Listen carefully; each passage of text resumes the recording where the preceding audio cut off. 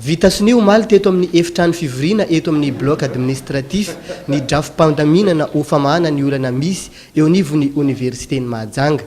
Délégationna maromaro avy any amin'ny fanjakana foibe no tonga teto niara-nitady vahaolana sy nandravona ny olana nisy. Notary ny Prime Ministre lefitra sady minisy mpanjakana misahana ny fotodrafitrasa, fampitaovana sy fanajariana ny tany. Ramatoa ministry ny fampianarana ambony sy ny fikarohana ara-tsiansa, ny ministry ny atitany sy ny fanapariam-pihafana, ministry ny filaminana anatiny, ministry ny fitsarana ary ny sekretera mpanjakana misahana gendarmerie pirenena. Samy nanao soniany ity drafitra ity avokoa ny solitena ny reto délégation avy any Antananarivo ireto, ny filohan'ny universitény Mahajanga, ny solitenany Ray Aman-dreny, ny PAT ary ny solitenany mpianatra. Talohan'izao fanaovan-tsono izao dia efa nifandinika sy nifandamina tamin'izy ireto teto amin'ny Maison Verte ry solitena mpanjakana ireto. Taorian'izay niarana naiky izy rehetra tamin'ny omaly hariva io fa hiara irotra eny amin'ny campus ho famitrana-pihavanana. Rehefa tonga teny anefa dia nosakana ny mpianatra ny vavahady fa tsy eken'izy ireo ny fidiran'ny mpitandron'ny filaminana ao amin'ny campus.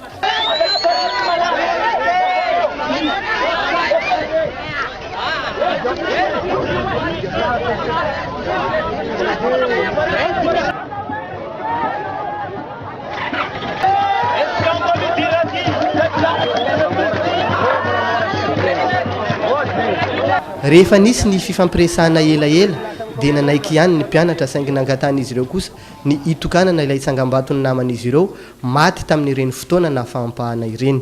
Ny voasoratra ato amin'ity tsangam-bato mpitiavatsika ity zany dia fahatsiarovana ny tombokolà Fiamananjara Koto Tianjara Félix Emilien, né le 28 avril 1989 à Béalanana, décédé le 10 janvier 2014 à Majunga, filière IBA environnement. Teto amin'ny grande amphi no namaranana ny fionana sy ny tafatafana mivantana tamin'ny mpianatra. Tapakary fa iverina ny fampianarana eto ambondrona ary isy ny cours de rattrapage afaka 3 volana kosa ny fanadinana.